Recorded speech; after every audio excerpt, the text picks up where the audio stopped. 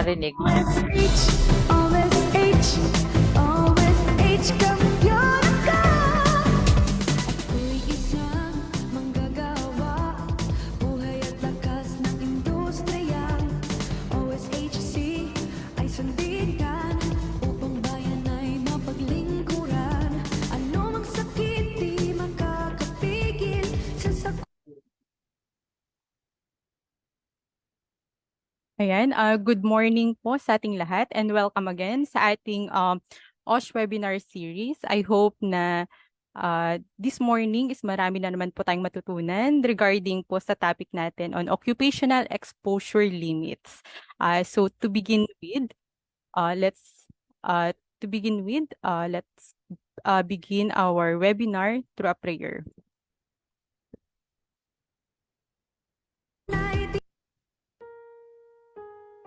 Father God, we praise and thank you for gathering us today. Thank you for all the blessings you continue give us every day. We ask you to bless our speakers so that they would be able to share their knowledge and bring their expertise to the participants. Bless all the participants so that they would be able to comprehend the information from this webinar and they may use it to make their workplaces safe and healthy. We ask for your protection and guidance for all of us and for the Filipino nation. This we ask in the mighty name of your Son, Jesus Christ. Amen.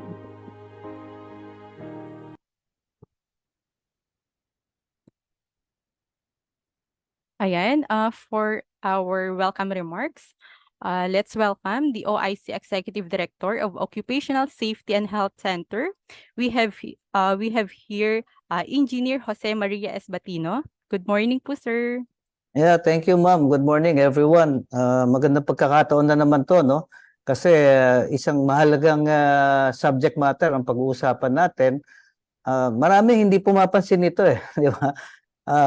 Kumbaga sa ano, meron tayong reference, exposure limits, pero how is it operable? Diba? So, yun ang mahalagang dapat pag-usapan dito. While we have exposure limits, pero how does it operate? Anong impact nito pagka ikaw ay sumobra sa exposure limits na to? So, we have a very able resource person in the person of Winnie Aguilar, no? One of our experts in the area of industrial hygiene and work environment, who will give you the things that you need to know. And of course, the things that you need to apply when it comes to exposure limits. So let's make this as informal as possible. Although in the latter part we have Q&A, but as early as now, and as Miss Winnie Aguilar is rendering her session, please note what are the possible questions that you may want to ask her. Kasi that's the value of having webinars. Mas maganda nga sana face to face, but let's have the value of having webinars through better interaction. I know it's a challenge. Connectivity is even a challenge, but with given what we have this morning, let's have better connection, let's have better exchanges and better interaction. So sa ngalan ng Occupational Safety and Health Center, sa ngalan ng buong institusyon na to, kahit Biyernes, pare-pareho tayong masipag at nagsasama-sama sa isang mahalagang webinar na to. Yun lang at magandang umaga po sa inyo lahat. Ayan, thank you so much, Engineer Batino. To move forward. Ayan, so this is our program flow for this webinar. So meron po tayong opening ceremonies, the prayer, and also the welcome remarks by Engineer Batino. So after that, the reminders and webinar house rules, and followed by the discussion on, ayan, yung topic natin on occupational exposure limits.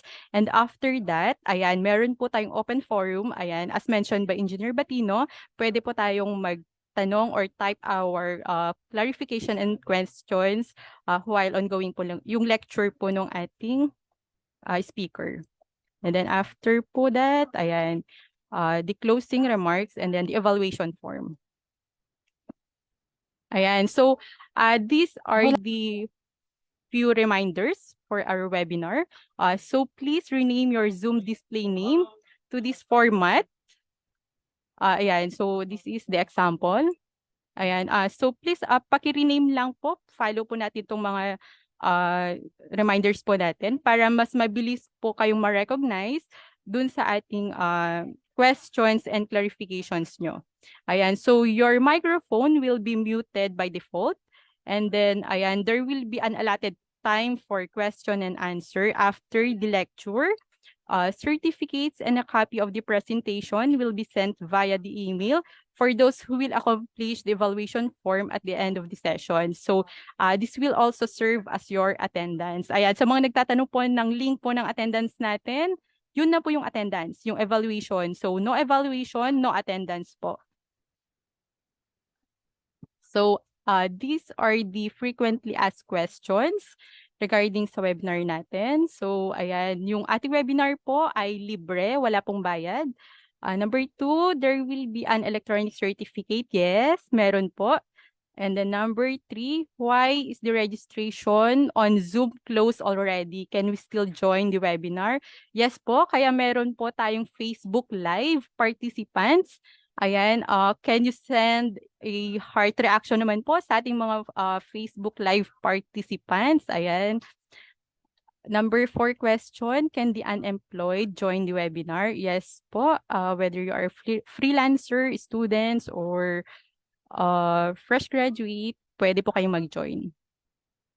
Ayan, number 5, I am watching via Facebook Live. Can I still receive an electronic certificate? Yes po, as long as you accomplish the evaluation form. So number 6, there is a deadline for the submission of the evaluation form.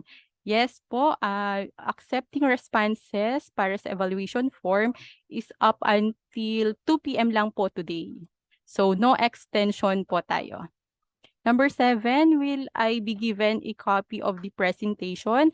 Yes po, isasabay po namin isend yung electronic certificate nyo at saka yung PDF copy po nung presentation nung lecturer po natin. Ayan, to discuss our topic for today, on occupational exposure limits, we have here the Senior Industrial Hygienist of Environment Control Division. Let's welcome Miss Winnie A. Aguilar. Ayan, good morning po, ma'am. Oh, good morning.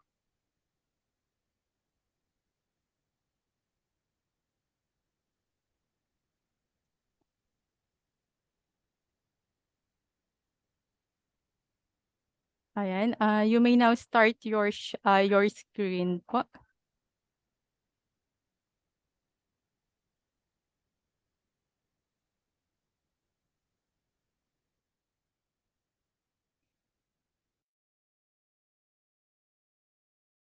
Man ako, Gia.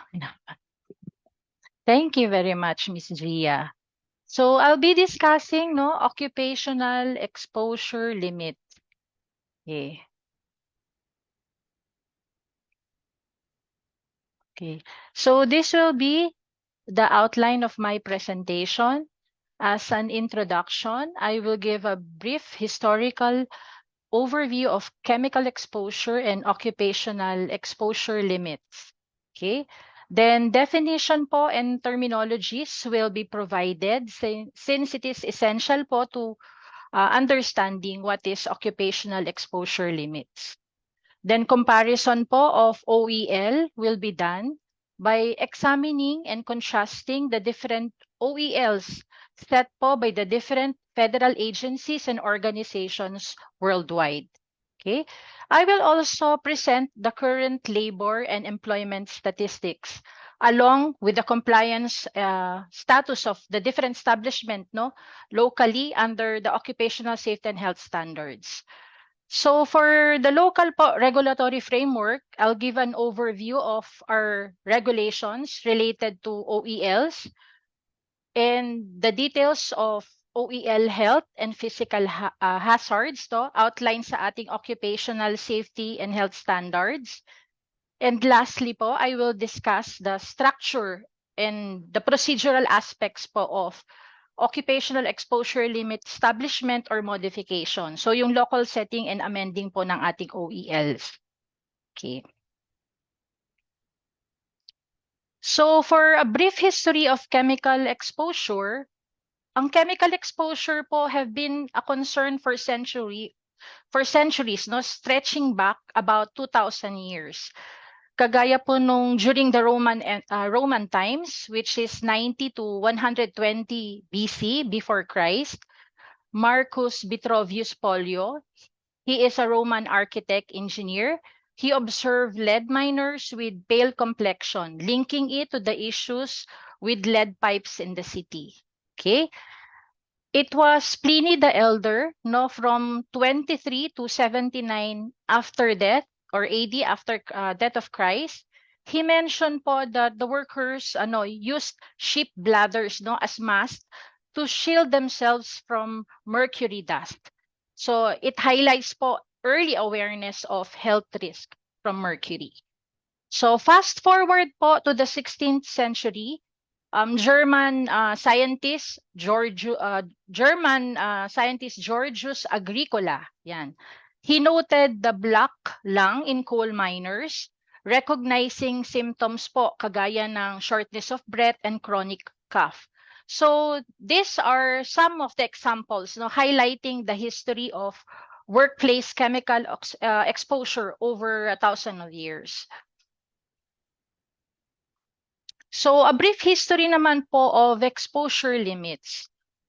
Over the past 100 to 150 years, there hasn't been significant progress po in addressing occupational risk.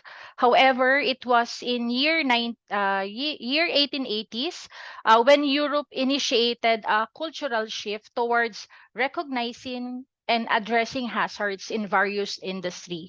It was Max von Gruber, an Austrian scientist who played an important role by establishing the occupational exposure limit for carbon monoxide. So despite po nung unconventional method na ginamit ni Max Gruber, no, like exposing himself and animals to varying carbon monoxide concentration, he was able to document and understood the risk, forming the basis of the occupational exposure limit for carbon monoxide. It was in 1918 also when a significant event occurred in the United States of America, when the workers' compensation claim by an 18-year-old painter exposed to harmful paint fumes, it was denied. No, the denial stemmed from the prevailing belief that lead poisoning was common for painters. So it reflects a lack of concern for such occupational hazards during that time. Okay.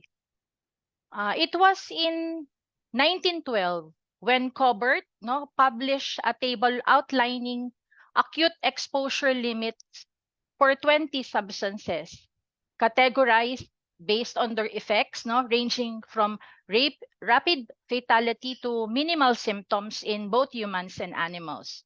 Then it was in 1921 when the U.S. Bureau of Mines, no, provided values for 33 workplace substances commonly found in work environments. Okay, so those are the brief history of exposure limits. So in the 20th century, no, the development of occupational exposure limits or OELs, it became more diverse, beginning with Gruber's creation of the first OEL for carbon monoxide in 1883. It was in 1916, no, the South African gold mines identified silicosis, which is a condition resembling pulmonary TB, leading to increased focus on exposure limits, particularly for dust with high quartz content. So it is in the early 1900s when the U.S. Bureau of Mines was established in response to the tragic explosion, no, at the Cherry Coal Mine in 1921. So this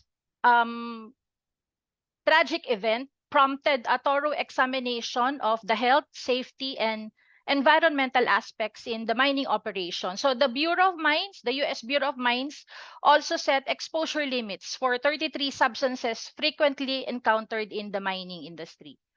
So ACGIH po have played a significant role in setting OELs.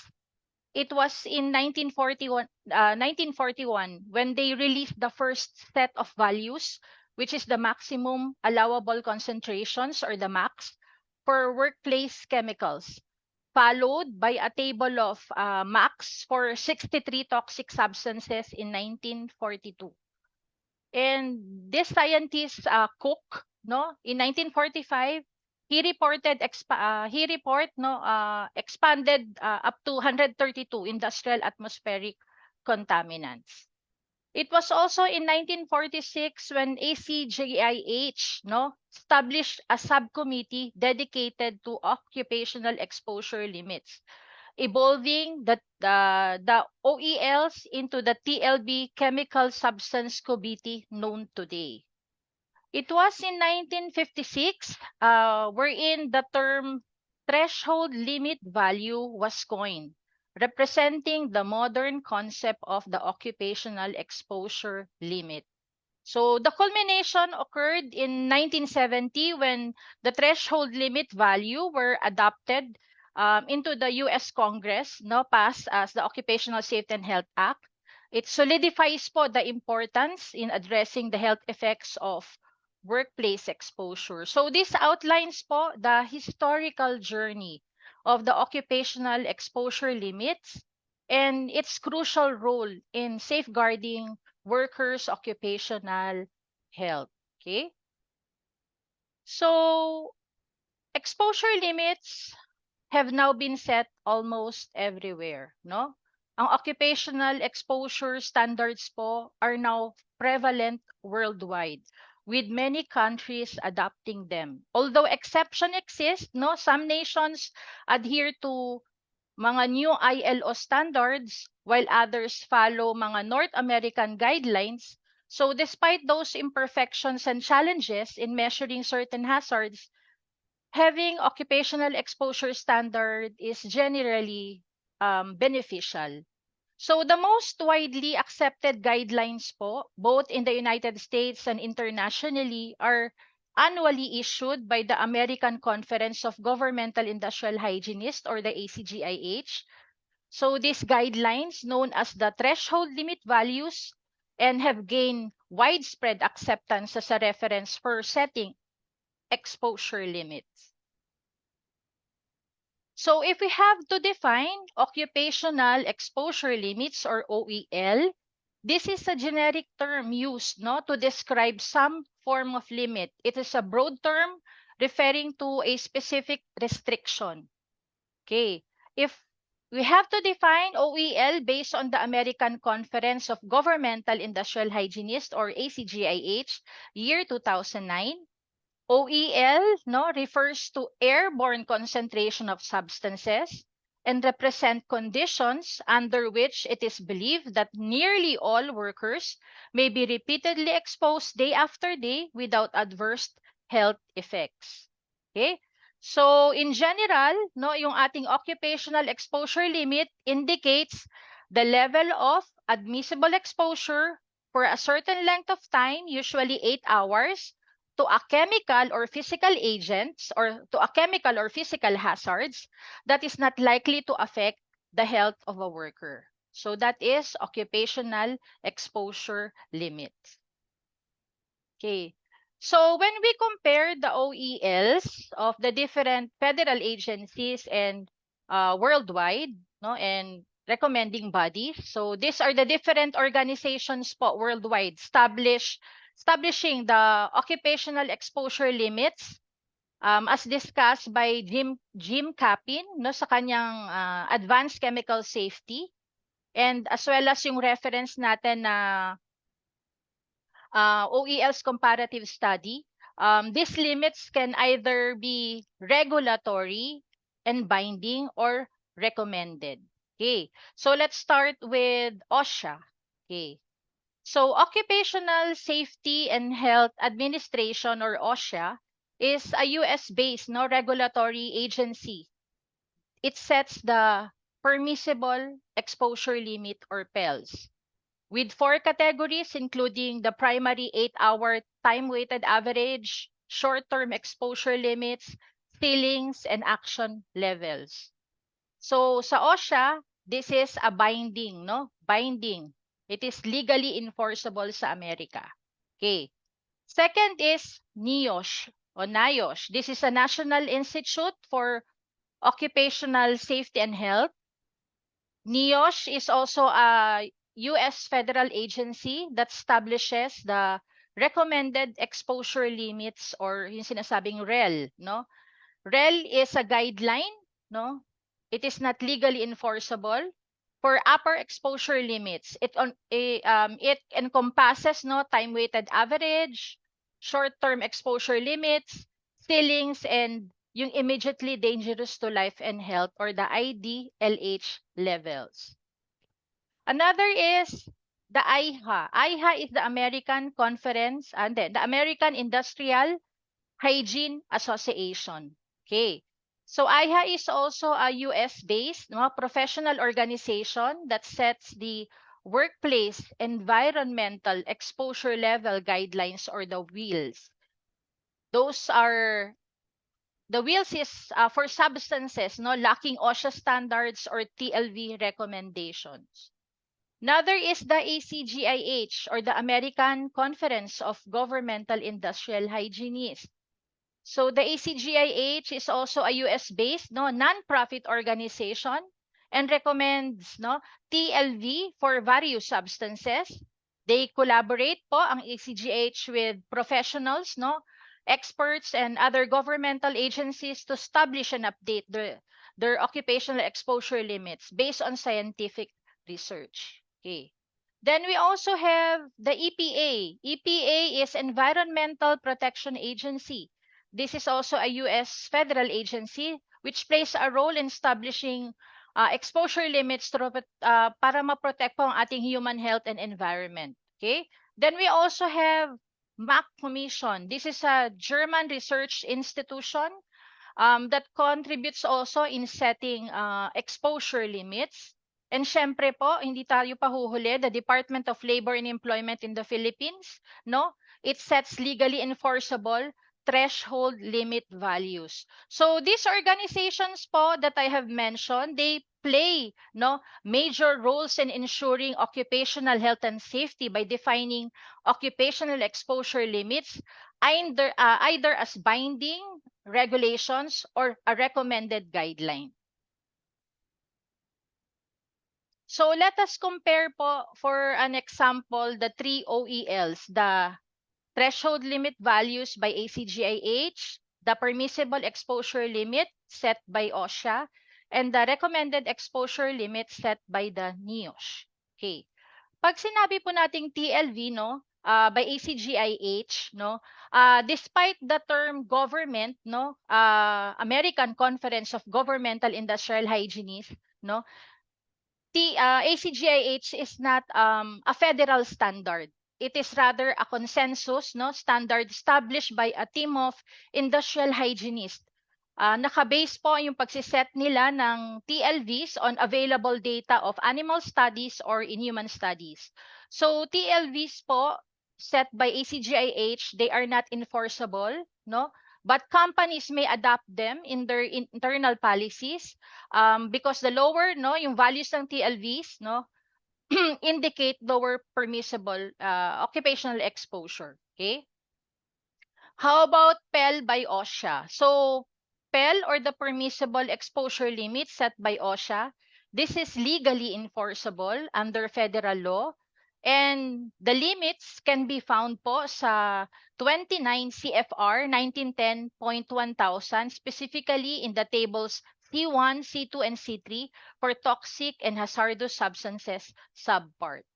While the recommended po exposure limit or the REL, they are set by NIOSH. So extending exposure to 10 hours compared to the 8-hour PEL by the OSHA. So NIOSH po don't forget 10 hours po ang comparison ng time, duration ng workers exposure. Okay. NIOSH recommends po these limits to OSHA which may adapt them after rule changes or if there's sufficient supporting information becomes available. So here's an example po ng occupational exposure limits from the CDC. NIOSH Packet Guide to Chemical Hazards, an entry for the chemical ammonia. So let's look at the OELs for ammonia. Makikita nyo po dito no, that the NIOSH REL for ammonia recommends no, an exposure limit of 25 ppm over a 10-hour period. Okay.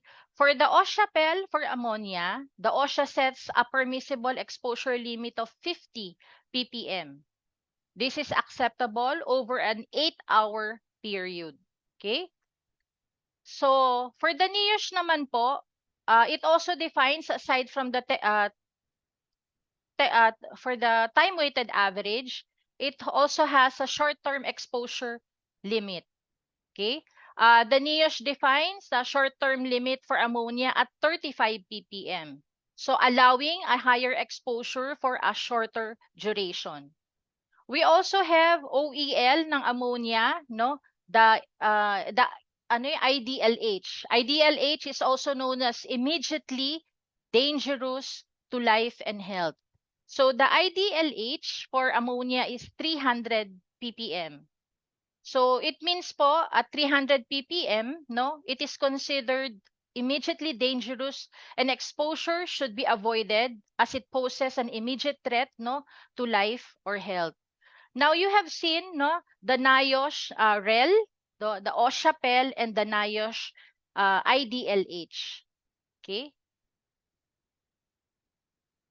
So let's explore naman po the OSHA C table number 2, focusing on the chemical carbon disulfide. So the OSHA PEL for carbon disulfide, the permissible exposure limit over an 8-hour period is 20 ppm. A ceiling value of 30 ppm is acceptable.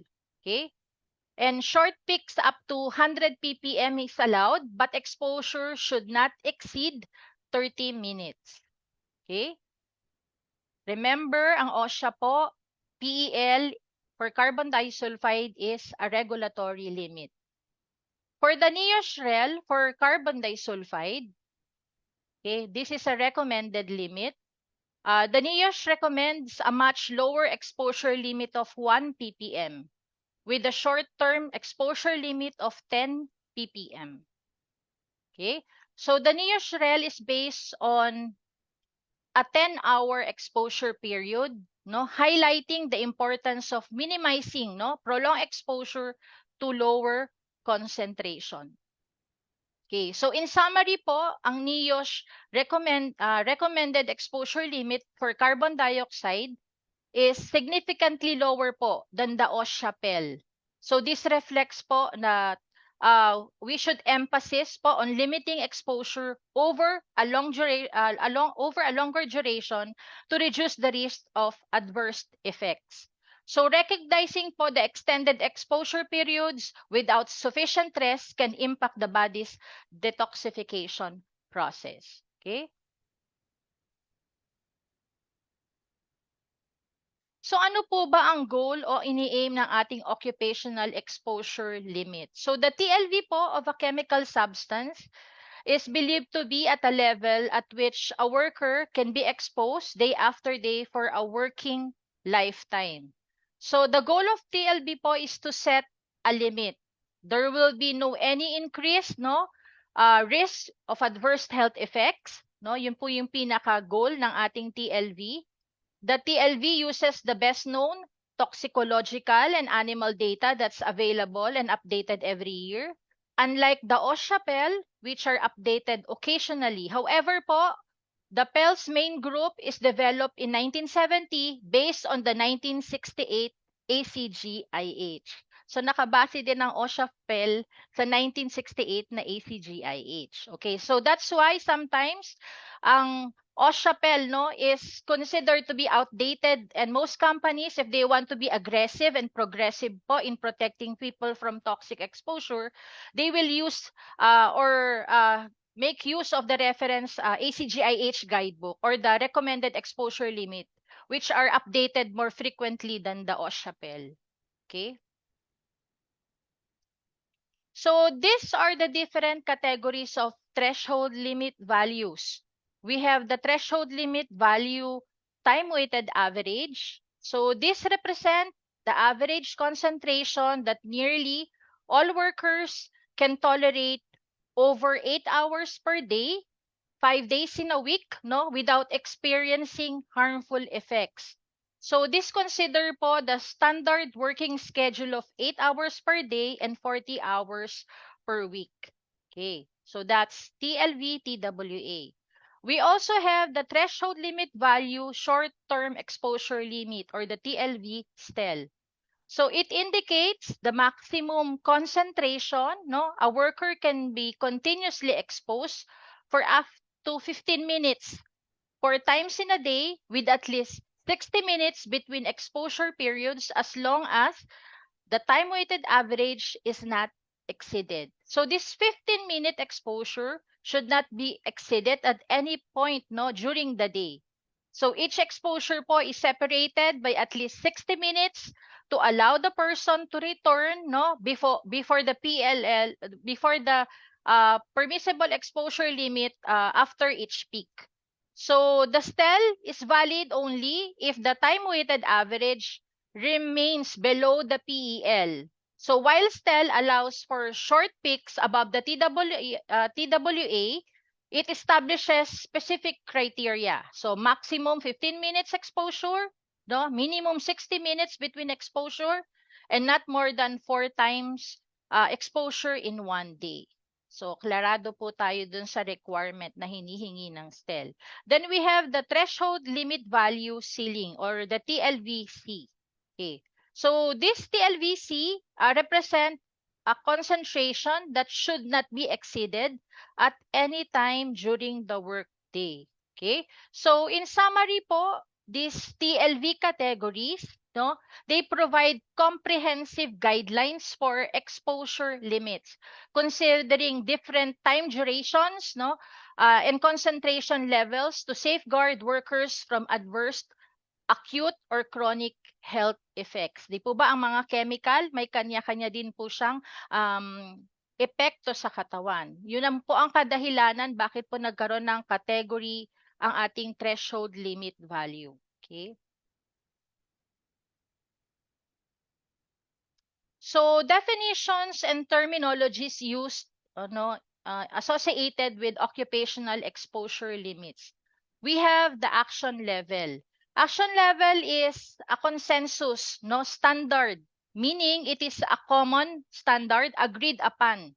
Okay. Most of the time, we used half of the PEL as our action limit, but it is up to the employer, what they want to set as an action limit, especially if the substance recommending does not have an action limit. For example po, cadmium, has an action limit, and noise also has an action limit. So, pag sinabing action limits or action level, action should be taken, It can vary, The actions can vary such as pwede siyang close monitoring ng exposure, workers' exposure, implementation of hearing conservation program if they are exposed to excessive noise, increasing medical surveillance, employee notification and monitoring, the provision for OSH training and making engineering adjustments. So those are some examples ng action should be taken if you reach the action level. For instance po, for example po ng action level, the OSHA standard subpart C 1910.1027, the chemical cadmium. So the action level po na makikita nyo dun sa OSHA PEL, ang cadmium po has an action level of defined as an airborne concentration of cadmium 2.5 micrograms per cubic meter of air. Okay, calculated as an 8-hour time-weighted average. Okay, so meron pong action level ng cadmium at 2.5 micrograms per cubic meter of air. Okay. You can find also other OSHA action levels that address specific hazardous chemicals. For example po, those standards po include mga permissible exposure limits kagaya ng asbestos, beryllium, chromium-6, formaldehyde, lead, and silica. Okay. Another definition and terminology associated in the use associated with occupational exposure limits is the excursion limit. Okay. According to the American Conference of Governmental Industrial Hygienists, for threshold limit value time weighted average, they set po a rule that it should not go over the TLV TWA 3 times for a maximum of 30 minutes in a single day. Okay, so if the TLV TWA is not surpassed, the excursion limit should stay below 5 times the TLV TWA value. So such excursion limit ensure that short-term exposures, even if they are briefly spiked, remain within the safe boundaries promoting overall workers' well-being. So an example po ng excursion limit in TLV set by ACGIH is as follows. So let us consider po a hypothetical chemical substance with the TLV TWA of 10 parts per million. Okay. So, ang excursion limit niya for this substance might be set at no more than 30 ppm for a period not exceeding 30 minutes in a given workday. So, if the TLV-TWA is not exceeded, the excursion limit should not surpass 50 ppm, which is 5 times the TLV-TWA value. So, ang ibig lang pong sabihin nun, this means that the concentration of that particular substance exceeds the TLV-TWA but stays within the excursion limit. It should be limited to a maximum of 30 minutes in a workday, and the concentration should not go beyond 50 ppm during that time. So this is an additional limit po, to help manage short-term exposure spikes to ensure workers' safety. That is excursion limit. Then we also have skin notation. Ang skin notation po in threshold limit value is set also by the ACGIH or the American Conference of Governmental Industrial Hygienists. It is a designation used where there is a potential for absorption of a chemical or substance through skin. So skin notation is an additional consideration alongside the airborne exposure limits. So a good example po ng chemical with a skin notation na nakita ko po sa TLV-ACGIH is benzene. So benzene is a known carcinogen and its TLV is set to limit both airborne exposure and skin contact. So the ACGIH assign a skin notation para i-emphasize lang po na may potential lang benzene for significant absorption through skin. Okay, so it can contribute to the overall exposure and health risk associated with the chemical benzene. Okay, so the skin notation po indicates that in addition to controlling airborne exposure, measures should also be taken to prevent skin contact. Such as, gumagamit tayo, kaya ina-advise natin na gumamit ng mga appropriate personal protective equipment like gloves and protective suits, yung mga lab gowns, okay? So this dual approach is meant to address the potential health hazards from both inhalation and skin absorption of the chemical benzene, okay? We also have the definition and terminology associated with occupational exposure limit sensitizer. So in the context po ng TLV set by the ACGIH, a substance is identified to be a sensitizer, indicates that it has a potential to cause sensitization in exposed individuals. So sensitization refers to the development ng allergic response upon repeated exposure to a particular substance. Okay? So when a substance po has a sensitization notation in its TLV, it only means that prolonged or repeated exposure to the substance may lead to development of allergic reactions in some individuals. So these reactions can range from skin irritation to a more severe allergic responses. Okay. So one example po ng chemical with a sensitizer notation na nakita ko dun sa TLV-ACGIH is the isocyanate. So isocyanate po is a commonly used chemical in the production of polyurethane foams.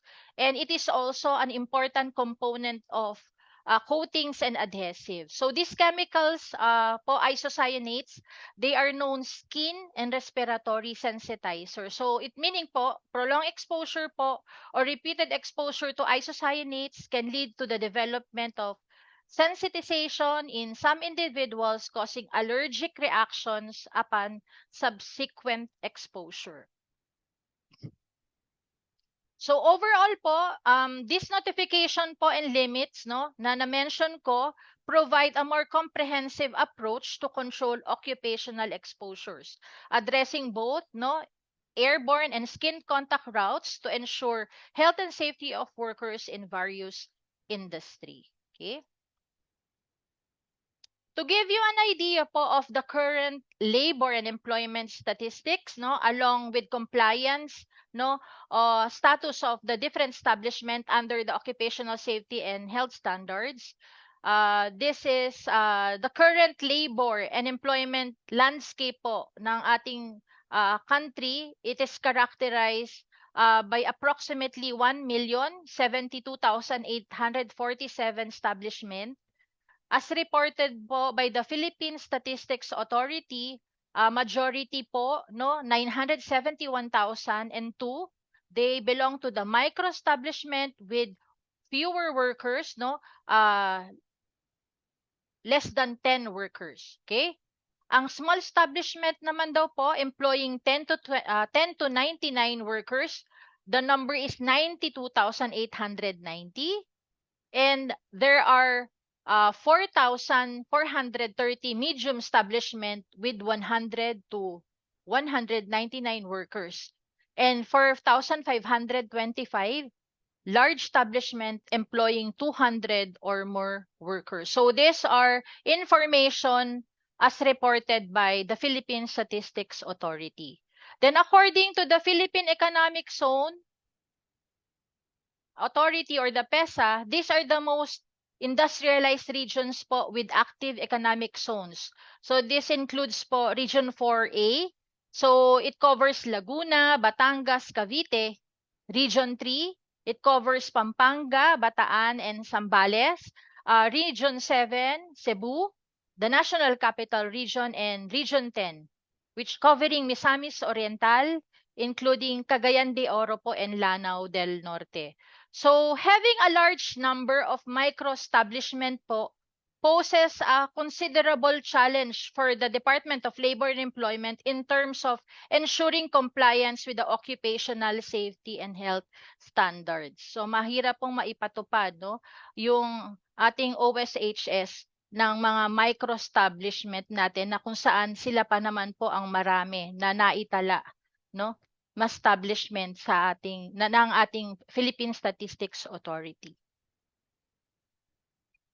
So in 1978, these are the occupational exposure limit regulated regulations.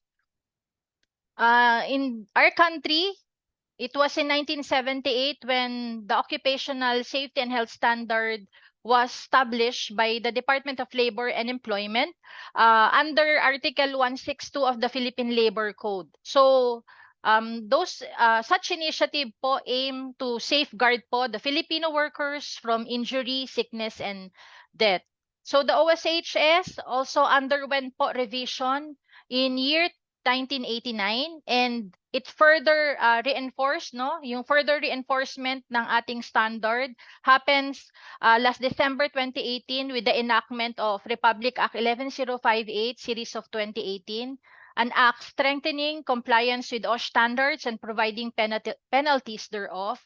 And it's implementing rules and regulation IRR are outlined in the DO 198 series of 2018.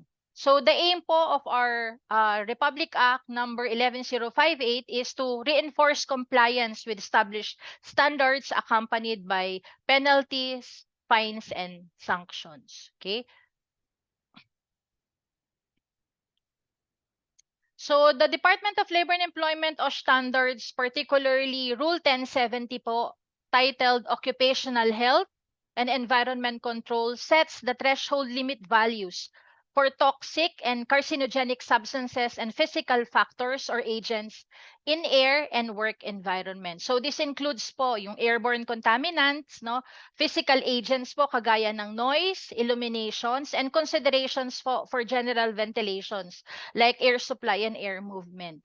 So this rule 1070 encompasses also the conduct of the work environment measurement or WEM.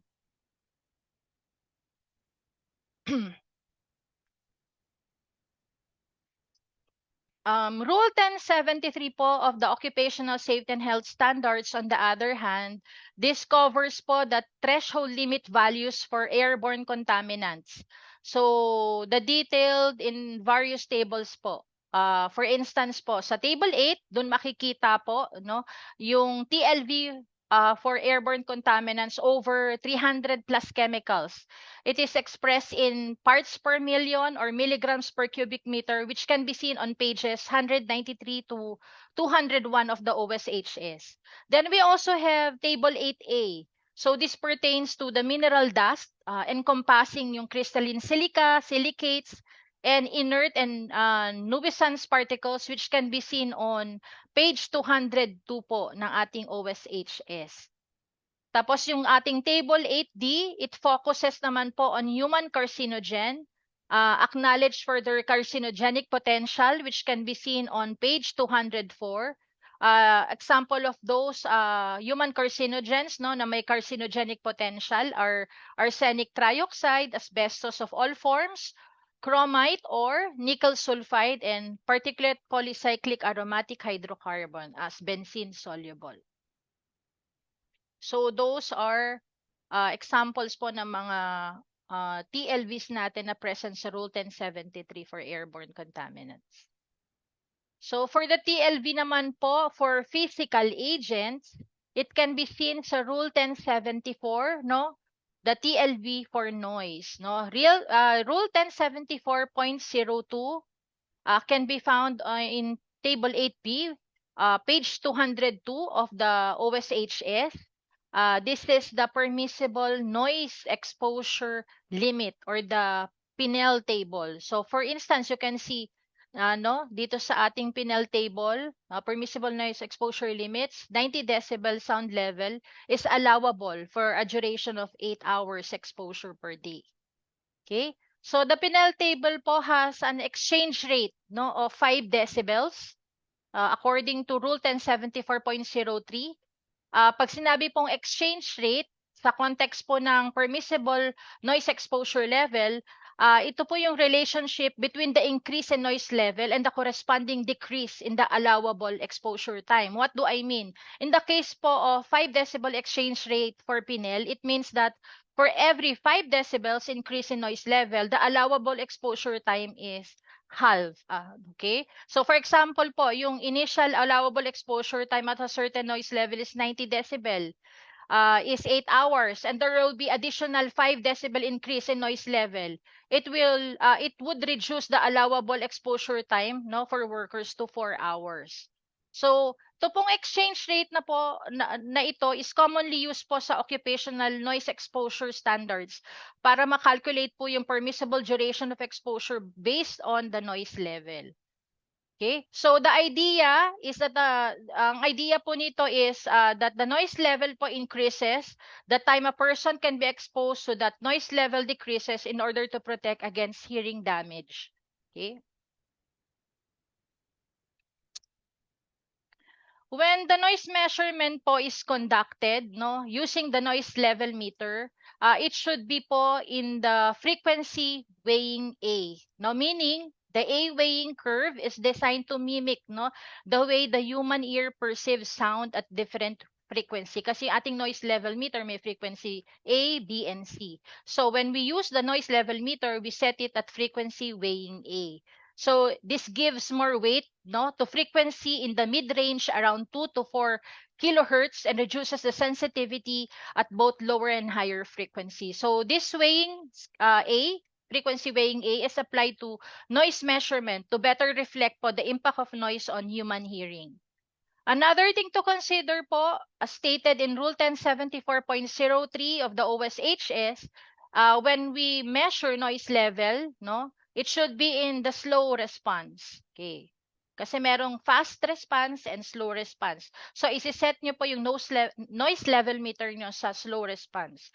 Slow response po kasi it determines the speed at which the instrument measures and display the sound level. So, setting averages, no, the sound level measurements over a long periods, it will smooth out yung mga rapid fluctuations. So, this is commonly used po in situations where a more stable or less fluctuating measurement is desired, such when assessing noise level over a longer period.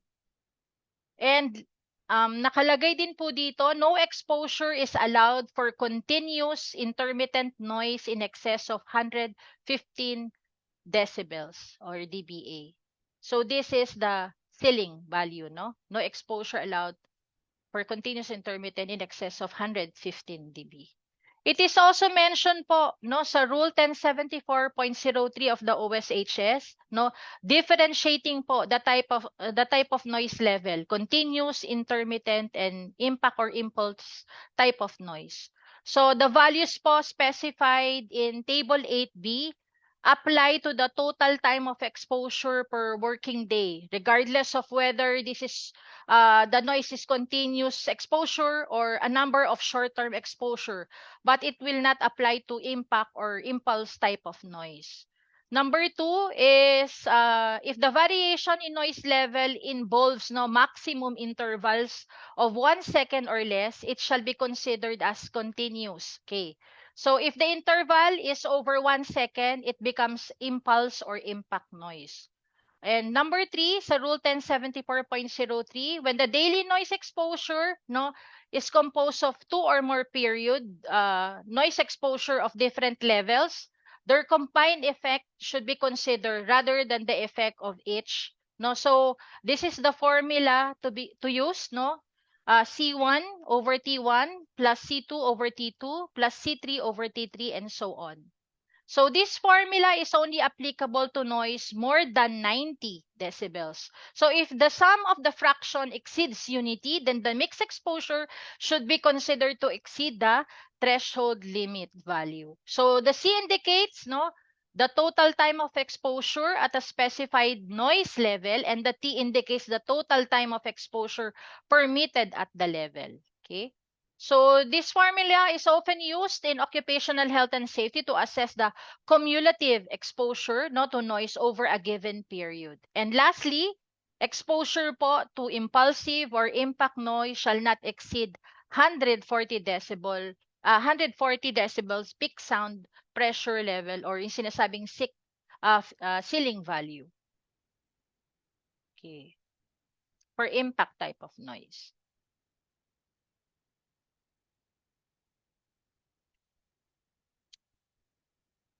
Okay. Rule 1075 of the Occupational Safety and Health Standards is the TLV for illumination. Okay. So particularly, Rule 1075.04, it talks about intensity. The minimum lighting requirement in lux with corresponding areas or types of work. So makikita nyo po dito, no? A minimum of 50 lux or 5-foot candle shall be provided where discrimination of details is not essential, such as handling coarse materials, coal or ashes, rough sorting, or grinding of clay products. Okay. A minimum of 100 lux or 10-foot candles shall be provided where slight discrimination of details is essential, such as the production of semi-finished iron and steel products, rough assembling, milling of grains, opening, picking, and carding of cotton, and other primary operation in the most of the industrial processes. Okay. So 100 or a minimum of 100 lux or 10-foot candles is also required for engine and boiler rooms, passenger and freight elevators, crating and boxing departments, receiving and shipping rooms, store rooms, stock rooms for medium and fine materials, locker rooms, toilets, and washrooms. Okay.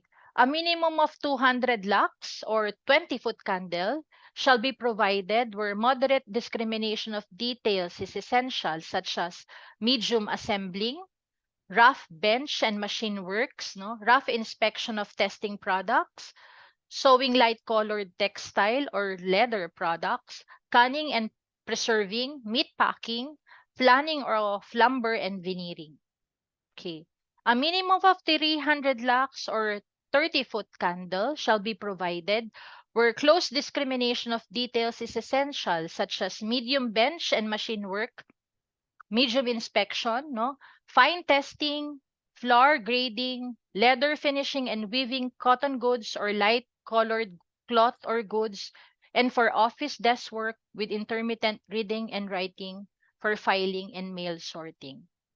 A minimum of 500 to 1,000 lux, 50 to 100-foot candles shall be provided where discrimination of fine details is involved under conditions of a fair degree of contrast, like long assembling, fine bench and machine work, fine inspection, fine polishing and beveling of glass, fine woodworking and weaving of dark colored cloth or goods, and for accounting, bookkeeping, drafting, and other prolonged office desk work. And lastly, a minimum of 1,000 lux or 100-foot candles shall be provided where discrimination of fine details is involved under conditions of a fair degree of contrast for long assembling, fine bench and machine work, fine inspection, fine polishing, and beveling of glass, fine wood, working, weaving of dark colored clothes or goods, and for accounting, bookkeeping, drafting, stenographic work, typing, and other prolonged close office desk work. So Rule 1075 po, 0.04 of the Occupational Safety and Health Standard stipulates that the illumination level requirement increases with the intricacy of visual task. So in other words, the more detailed po ang visual task, the higher ang nire-require or specified illumination level. Okay.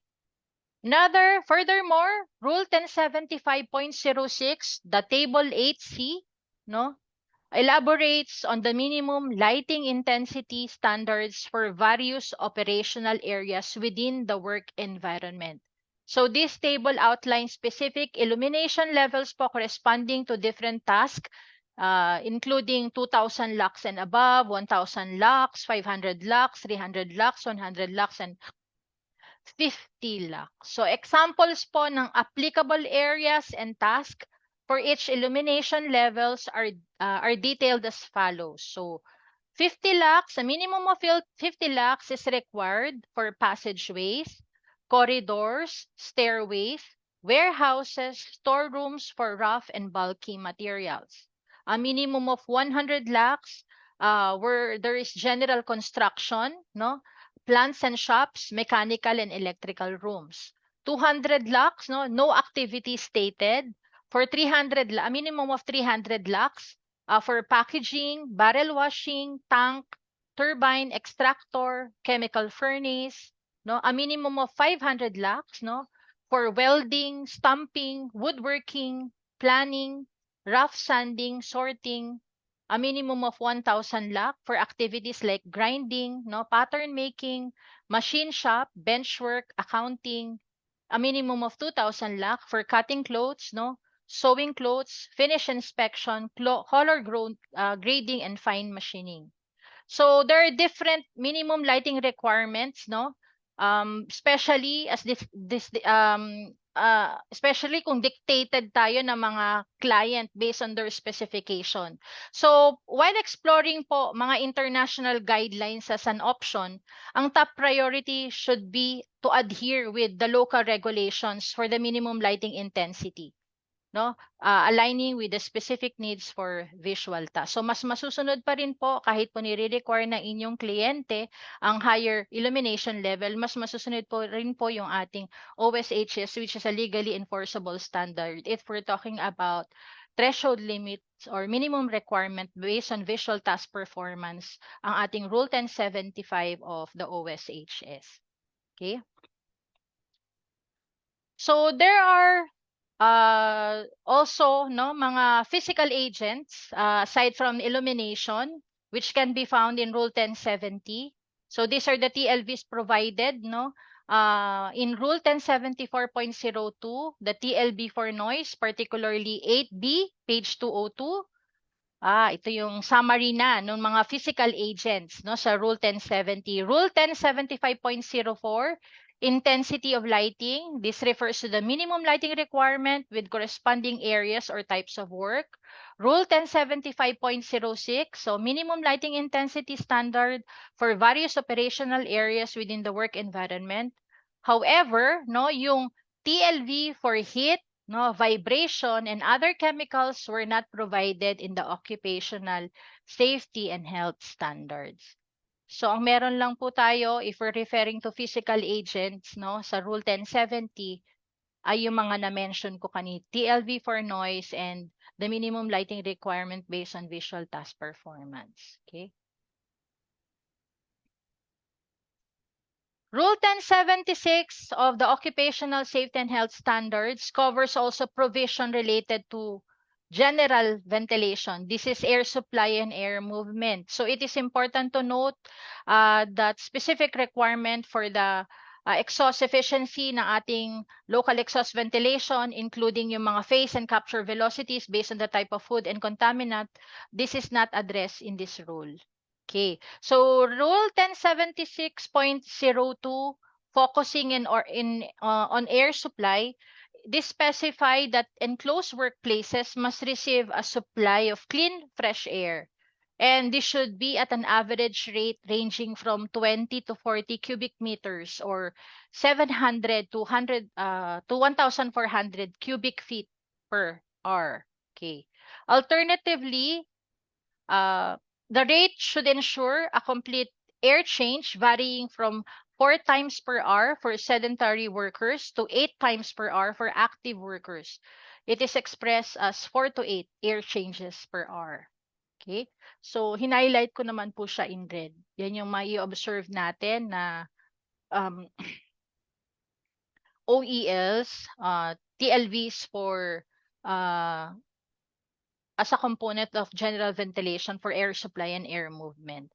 On Rule 1076.04 concerning air movement, no, this mandates air circulation in enclosed workplaces should be arranged to prevent workers from experiencing objectionable draft. So it is stipulated sa ating Rule 1076, no, that the air velocity should not surpass, no, 15 meters or 50 feet per minute during the rainy season and 45 meters or 150 feet per minute during the summer season, or a minimum of 0.25 meters per second. Okay?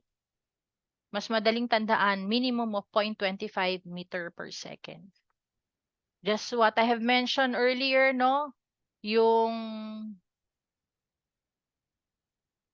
specific requirement para sa exhaust efficiency ng ating LEV, no, hindi po siya kasama dito sa specific rule na ito.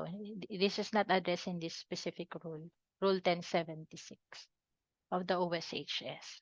Okay. Na-mention din po sa Rule 1072.01 of the Occupational Safety and Health Standards, the exposure time and applicable occupational exposure limits expressed as threshold limit values for airborne contaminants.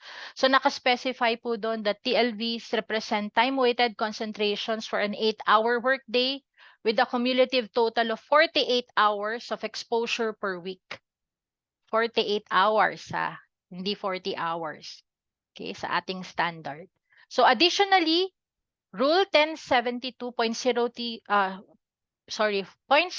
in the OSHS, it emphasized the worker's exposure to substances listed in Table 8 and Table 8A. It should adhere on the following limitations. First, ceiling value, no? The time-weighted average or the 8-hour TWA and skin notation. Okay, so yun, naka-indicate din po ang exposure time and OEL sa ating Rule 1072.01 ng OSHS. How about the difference ng legal requirements or guidelines? So legal requirements po follow the government occupational exposure limit, now which can be found in our Occupational Safety and Health Standards, Department of Labor and Employment. While guidelines po, it uses professional or occupational exposure limits from other countries as a reference, such as yung TLVs for chemical and physical agents and biological exposure indices, no, published by the ACGIH, yung NIOSH, no, that does not set enforceable OELs. Instead, it provides REL limits, which are non-enforceable guidelines. Okay, we have the OSHA, no? The Occupational Safety and Health Administration ng US, it does not set specific occupational exposure limits for most substances. Instead, they rely on the PELs, which are legally enforceable limits on the amount or concentration of a substance in air. So these PELs, mention ko po ulit, they are found, no, yung OSHA PEL, in table C1 hanggang C3, Code of Federal Regulations, specifically 29 CFR 1910.1000. Okay, we also have the Canadian Center, no, for Occupational Health and Safety, the CCOHS. It does not provide occupational exposure limits through its it does provide pala occupational exposure limits through their database. Meron silang online database called OSH Answer. So this database includes po information on workplace chemicals and their respective occupational exposure limits. Okay? And we also have the Singapore standards, the Code of Practice for Indoor Air Quality for air-conditioned buildings. And the NIA, or the National Environment Agency, is responsible for regulating these indoor air quality standards. Okay. So these are examples naman po ng mga adopted OELs from guidelines, though hindi sila legally enforceable. Okay. So we have the action level for noise. So the action level for noise, the noise standard, which can be seen in 29 CFR 1910.95 by the Occupational Safety and Health Administration, or OSHA, it mandates employers, no, to implement a hearing conservation program pag ang worker is na-subject na to a time-weighted average noise level equal to or exceeding 85 decibel during an 8-hour work shift. So yan po yung basis ng ating action level for noise as a guideline, the noise standard 29 CFR 1910.95 by the OSHA. Okay. We also have another example of adopted OELs from guidelines is the action level for chemical substance. So the action level for a chemical substance is set as 50% ng TLVs. So this level indicates a point at which yung medical surveillance, yung heightened industrial hygiene monitoring, biological monitoring is necessary para to be done in the presence of a harmful or toxic substance or activity as defined by the NIOSH and OSHA. Okay? Another example po ng adopted OELs from guidelines, para lang po sa kaalaman ng lahat, is the guidelines, the ACGIH guidelines seen in the screening criteria for heat stress exposure. So in addition to measuring the wet bulb globe temperature, or the WBGT, factors such as the worker's workload, categorized as light, moderate, heavy, or very heavy, and the scheduling of work rest regimen, they are taken into account. So this criteria will help assess whether our workers are susceptible to disorders or diseases related to heat stress. Okay. Another examples po ng adopted OELs from guideline is the IAQ, guideline for indoor air quality, IAQ SS 554 series of 2016. This is the commonly provide recommendations on maximum concentration levels for specific indoor contaminants. Okay? So in general po, such guidelines may include maximum concentration for various pollutants, kagaya ng volatile organic compounds, particulate matter, carbon monoxide, and other potential indoor contaminants. So these limits po are set to protect the health and well-being of occupants by preventing their exposure to the mentioned harmful substances. So I have circled po and compared the occupational safety and health standards, threshold limit values for airborne contaminants, okay, with comparing it with the Singapore Indoor Air Quality Guideline. It is important to note that the OSH standard applies to general industry. And as a result po, it allows for a higher concentration of contaminants compared to the IAQ guideline, which is specifically, ang IAQ is tailored for indoor workplaces having no source of contaminant generation or dispersion. Another example po ng adapted na OELs from guidelines. Yan. Yan, yung indoor air quality, continuation po ng the first slide, is the maximum concentration levels for physical parameters for air temperature, relative humidity, and air movement. So there are no provided numerical values sa OSHS for those physical parameters. So wala kayong makikita for air temp, relative humidity. Okay? Except for the air movement, we also use 0.25 meter per second, by the way. Cool. So in discussing naman po ventilation guidelines, specifically the DO224 series of 2021, issued by the Department of Labor and Employment, known as the guidelines, no, for guidelines on ventilation for workplace and public transport to prevent the spread, to prevent and control the spread of COVID-19. Carbon dioxide po, no, monitoring is suggested for quantitative assessment. Since monitoring po ng carbon dioxide is a common practice for evaluating indoor air quality and ventilation efficiency. The Philippine Green Building Code po set a standard for carbon dioxide concentration and adopted these guidelines, which specifies that the concentration po should not exceed po 1,000 parts per million. Okay?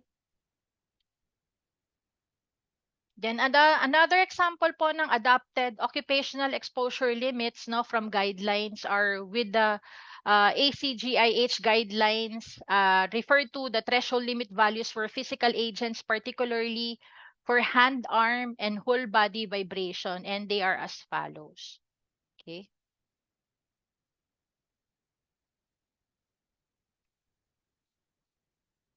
Okay. So ito naman po ang structure and procedure on how OEL setting or how the occupational safety and health standards are amended. Okay. So the Bureau of Working Condition po is responsible for policy making.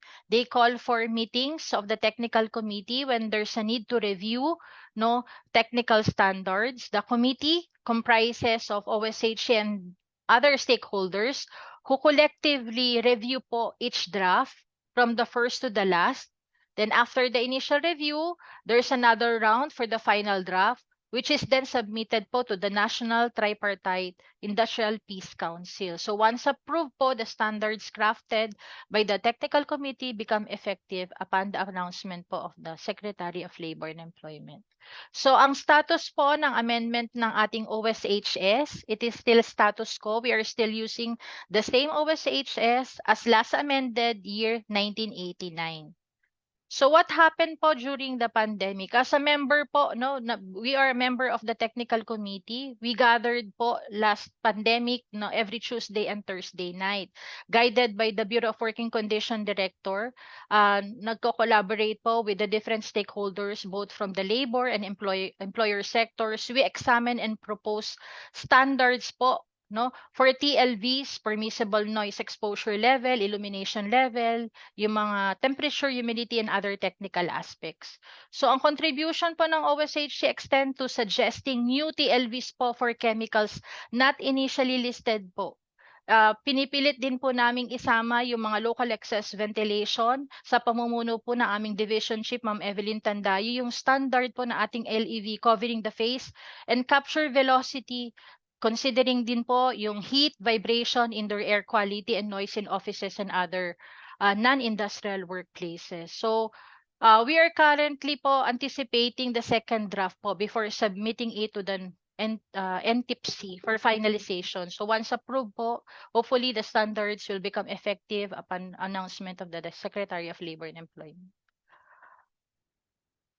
Okay, so ang pagsiset po ng ating occupational exposure limits po for safe workplace conditions involves po a complex interplay no ng various aspect of scientific research, legal consideration, and policy making.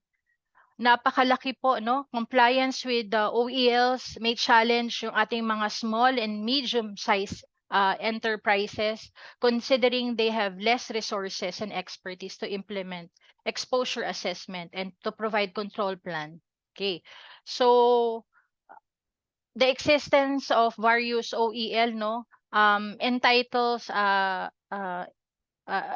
there will be result in differences in worker protection standards from one country to another.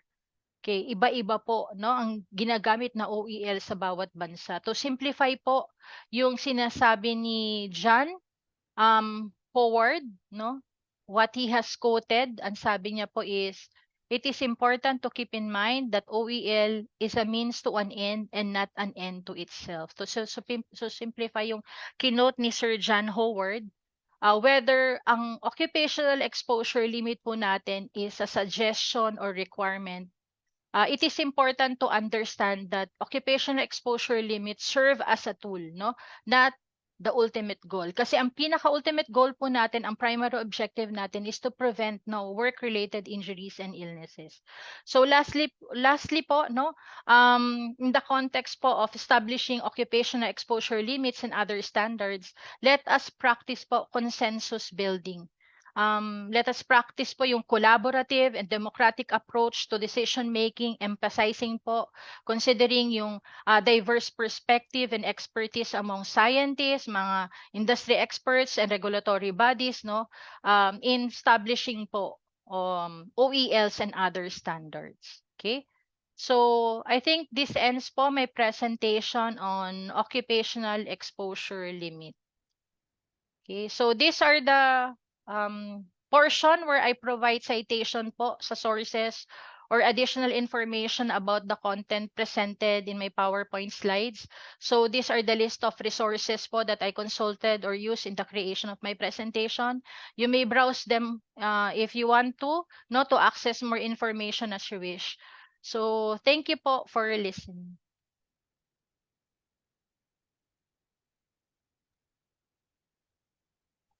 Ayan, thank you so much po, Ma'am Winnie. Ayan, ang dami po nating natutunan, new knowledge and information po regarding sa ating topic na occupational exposure limits. So ayan, in a while, let's have a short break lang po. And then, ayan, before po tayo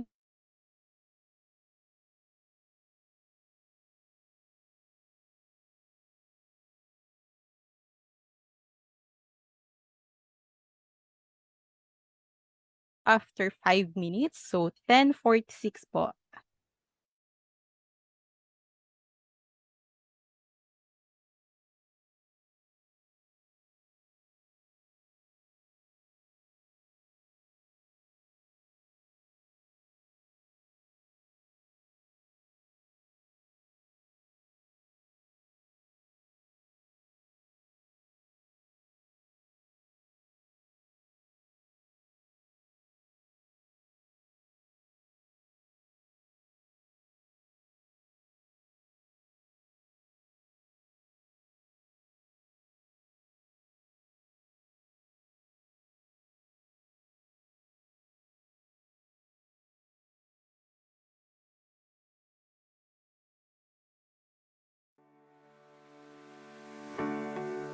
Kaligtasan sa trabaho sa matataas na lugar.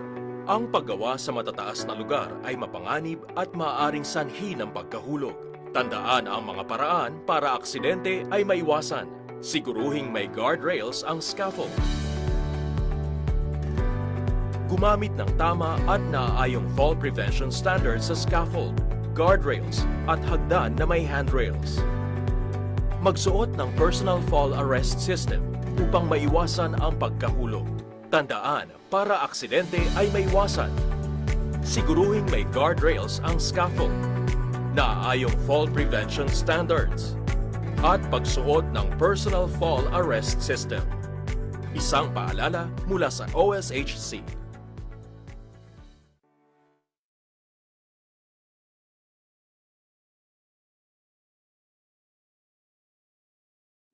Ano ba ang tamang kasuotan kapag nagtatrabaho sa isang construction site? PPE ang tamang kasuotan bilang karagdagang proteksyon kapag gumagawa. Ang hard hat ay proteksyon sa ulo sa nalalaglag na bagay. Safety goggles ay para proteksyonan ang mata. Earplugs ay panlaban sa matinding ingay. At face mask laban sa alikabok at usok. Proteksyon laban sa init at posibleng pagkagasgas ng mga braso ang long sleeves. Ang gloves ay gamit upang maiwasan ang pagkasugat ng mga kamay. Protektahan ang mga paa sa pamamagitan ng safety shoes. Kailangan din ng reflectorized vest upang madaling makita ang isang manggagawa, lalo na kung sa gabi magtatrabaho. Kapag magtatrabaho sa mataas na lugar, huwag kalimutan magsuot ng full body harness. Libre dapat itong binibigay ng employer. May naaayong PPE sa bawat gawain. Siguraduhin lahat ng PPE ay pasado sa standards testing. Isang paalala mula sa OSHC.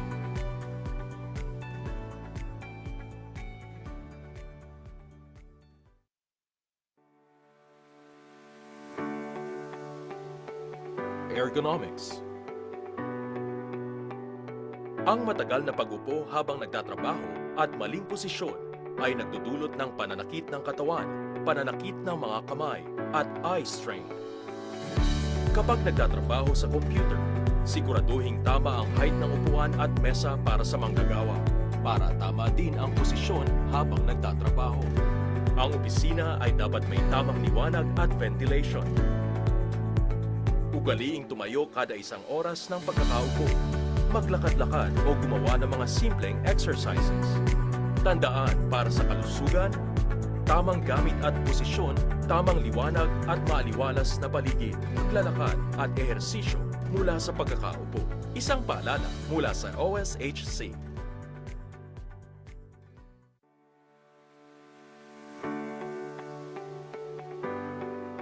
Kaligtasan sa paggamit ng makinarya. Ang makinarya ay nagpapadali ng trabaho, ngunit maaari rin itong maging sanhi ng aksidente.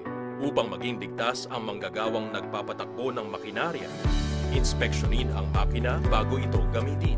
Ang mga gumagalaw na parte ng makina ay dapat may tamang machine guards upang hindi ma-expose ang mga kamay, paa o anumang parte ng katawan ng gumagamit ng makina. Dapat regular ang preventive maintenance ng mga makina. Sundin ang lockout-tagout o LOTO system para makaiwas sa aksidente. Inspeksyonin bago gamitin. Machine guards. Regular na preventive maintenance. Lockout-tagout o LOTO. Isang paalala mula sa OSHC.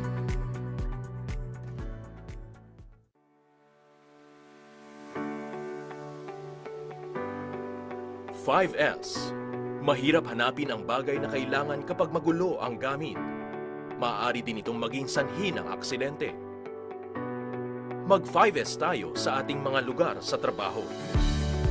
Seri, sort o suriin ay ang paglalagay ng mga gamit sa tamang lalagyan at pag-aalis ng mga gamit na hindi kailangan sa trabaho.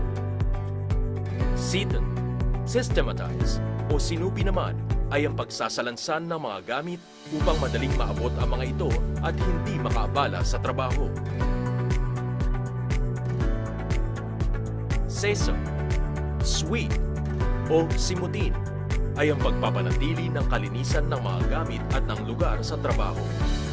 Seiketsu, standardize o siguruhin ang paraan para matiyak na tuloy-tuloy ang pagpapatupad ng good housekeeping sa pamamagitan ng pagsama nito sa OSH policy at program ng kumpanya. Dapat may shitsuke, self-discipline o sariling husa ang lahat pagdating sa pagpapanatiling malinis at maayos ang kapaligiran sa trabaho. Tandaan ang 5S upang aksidente ay maiwasan. sort o suriin, systematize o sinupin, sweep o simutin, standardize o siguruhin, self-discipline o sariling kusa. Isang paalala mula sa OSHC. Ayan, ayan, andiyan na po si Ma'am Winnie. Ayan, Ma'am Winnie, proceed na po tayo sa ating open forum, yung ating question and answer. Ayan, yung mga questions po ay nanggaling sa ating mga participants from Facebook Live and sa ating Zoom meeting room.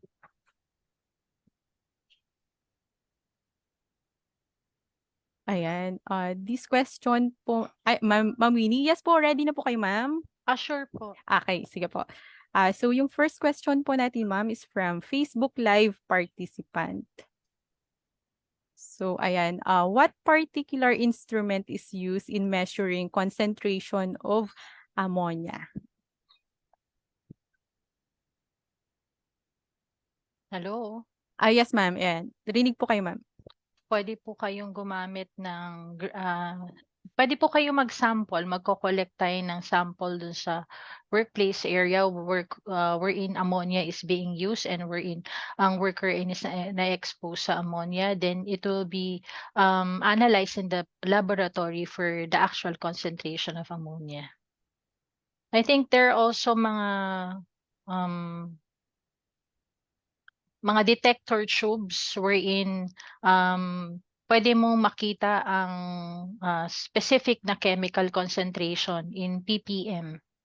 So there are a lot of measuring equipment naman that you can use. Aside from grabbing samples in the area, and meron din pong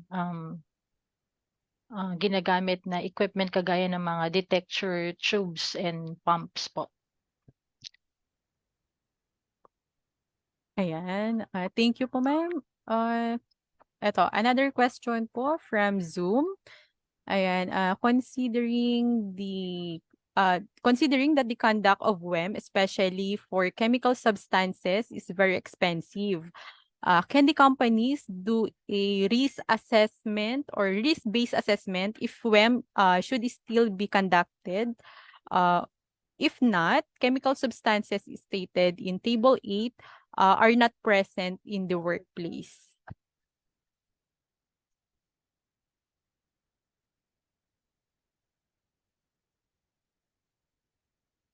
So what is the question, Ma'am Maureen?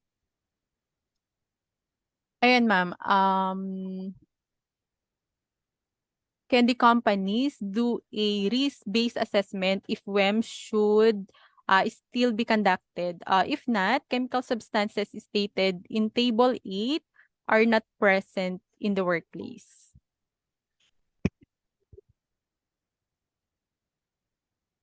Ang concern niya po ay yung mga chemical substances na hindi po listed sa ating occupational safety and health standards. Yes, yung you nasa may Table do 8 daw. po. Napaka-importante po nung nabanggit niyang activity, which is the risk assessment, to queue up po yung ano pong ipaprioritize natin na chemicals wherein na-expose ang ating mga manggagawa. Para alam po natin kung dapat bang i-subject pa ang manggagawa po for that particular chemical for quantitative measurement. Kung hindi naman po nakikita dun sa ating standard, pero nakikita niyo po na gumagamit siya at lantad ang ating manggagawa sa peligro ng chemical na ito, basta po meron pong capacity, no, ang center or mga third-party accredited WEM provider na mag-measure nitong particular chemical, bakit hindi po? You can use internationally accepted guidelines naman po kagaya ng ACGIH, which is updated po with regards to mga new chemicals in the market. Ayan, thank you ulit, ma'am. So next question pa natin from Facebook Live. Ayan, I would like to ask, what is the allowable exposure time for a person working with gasoline or diesel fuel in exposed sa area or in a room? Ang gasoline po kasi is a mixture of chemical. So kung titingnan niyo po yung ating threshold limit for airborne contaminants, those are individual chemicals. So it would be good kung aalamin niya po kung ano-ano po yung composition ng gasoline or particular diesel na kung saan siya nalalantad para ma-compare po natin yung exposure nila sa specific chemicals ng gasoline or diesel. Okay. Ayan, thank you ulit, ma'am. Next question po natin is about permissible noise limit. Yung po bang time indicated with PPE or without PPE? Let's say 90 decibel with hearing protection. The only permissible exposure is still 8 hours po ba? Yun po ang nakasaad sa ating standard. Pero wag po kayong mag-alala kasi yung sinasabi nating paggamit ng mga hearing protectors, they have corresponding noise reduction limit na po pwedeng makatulong para maibsan no, yung pagkakalantad ng manggagawa natin at pumasok dun sa permissible noise exposure level na allowable sa workers. So take note po ng mga NRR na ating mga hearing protectors. Okay po, ma'am. Related question lang po to. If the noise level is constant, example daw po, 95 decibel, but the employees uses hearing protection or may PPE naman po siya, that it means the worker can exceed the time threshold, or let's say the worker does 4 hours overtime. Kung na-expose po ang manggagawa natin sa 95 decibels, papasok pa rin po siya dun sa Pinel table natin which is 4 hours. Tapos binigyan pa niya ang manggagawa ng karagdagang protection which is the PPE, no? Pwedeng, hindi ko alam kung earmuff ang binigay niya o earplug. Take note of the NRR. There is a corresponding computation para malaman mo po. Pero enough na rin po, no? Na at 95 decibels, allowed naman po for 4 hours workers exposure sa ating Pinel table. Then take note din po yung naitutulong no ng ating hearing protector. So hindi ko lang na-discuss dito, there's a computation if you use earplugs or earmuffs sa hearing protector. So mas bababa pa po yung pagkakalantad ng manggagawa sa ingay. Pero allowed po ang worker to work at 95 decibels para make sure for 4 hours lang po ang kanyang exposure based sa Pinel table. Okay. Ayan, ma'am, related question din po siya. Ayun nga po, ma'am, lumagpas daw po ng 90 decibel yung result ng test. Pero gumagamit naman po ng earmuffs or Yes. other PPE. Mhm. Need pa po ba ng rectification po ng machine setup? Yes, let us remember po na hindi tayo dediretso kaagad sa the use of personal protective equipment or PPE since it is a last resort po. We have other methods of control to be used and kagaya po na nabanggit ko kanina, we have an action level for noise and nabanggit niya na 95 decibels. So dapat lang po na gumawa ng action yung yung employer not to protect the workers' hearing. And there are other methods of control po aside from provision for hearing protectors such as engineering o pwede rin pong engineering control, maintenance ng equipment, and kung ano po yung applicable. There are other engineering and administrative control na available or a combination of those three to totally protect po yung ating workers from excessive noise. Okay, ma'am. Next question po tayo. Paano po malalaman if anong WEM parameters ang need po na i-control sa workplace? You need to do first identify the hazard. Kailangan po alamin natin muna kung ano yung mga hazard na meron sa pagawaan. You apply the important concept of industrial hygiene, identification ng health hazard. You evaluate the magnitude or the degree of hazardous test by conducting measurement and comparing the results with the occupational exposure limits. And lastly, provision for control measure. So yung tinatanong niya kanina, napaka-importante po na mag-conduct muna siya ng identification ng hazard. Bago alamin niya po muna kung ano yung peligro na meron sa kanilang pagawaan. Kung measurable po ba ito is usually po kasi ang meron lang tayong capacity are for the chemical and physical agents po. Ayan, next question po tayo, ma'am. Ayan, ito po, para sa mga WEM testing center po natin.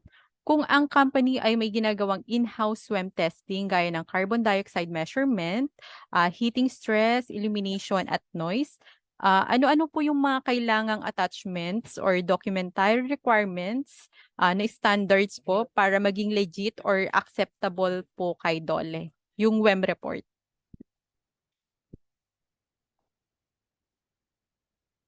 Ma'am, naka-mute po. Ayan. So ma'am, we are talking about internal monitoring po ng company.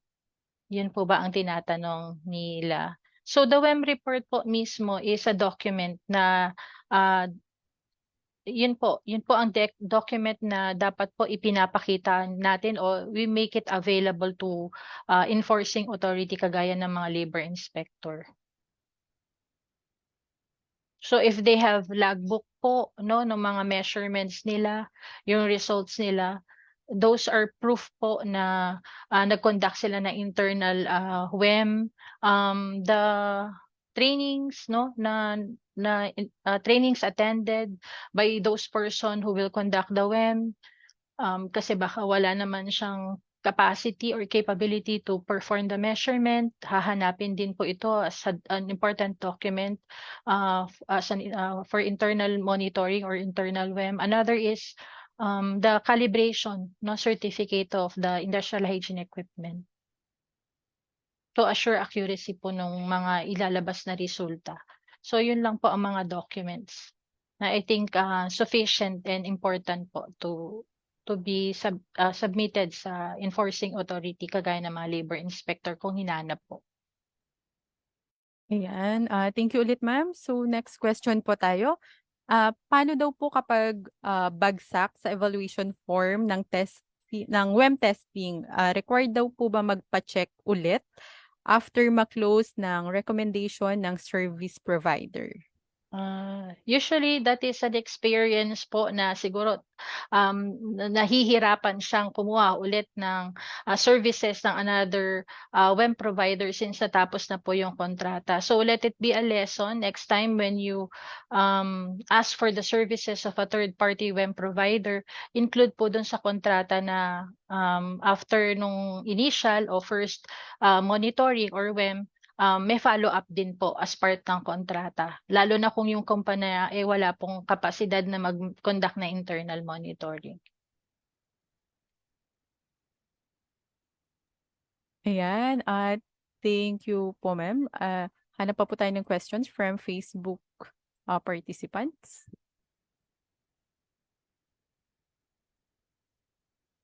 Ayan, ito ma'am, question po from Facebook po. How many decibel po ang mababawas ng earplug or earmuffs pag ginamit po natin? Makikita mo po yun dun sa lagayan ng ating earmuff or earplugs. Nakalagay po NRR, yung kanyang noise reduction rating. You will not directly subtract po the highest level ng noise to the NRR. May formula po na sinusunod. Ayan. Eto ma'am, magandang question din po ba? Accurate po ba yung decibel level test gamit yung phone application or mga phone apps? Definitely hindi po. So kailangan pa rin po talaga ma'am yung Noise level meter po yes. talaga. Okay po, thank you ma'am.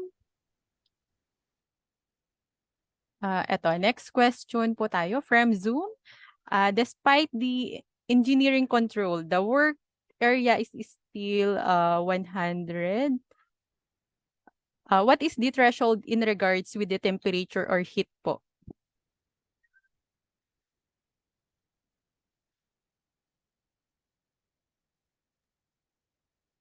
Ano po uli ang tanong? Ano daw po ang threshold limit value for temperature and heat? Wala Yes po, pong, ma'am. wala pong nakasaad sa ating occupational safety and health standards actually.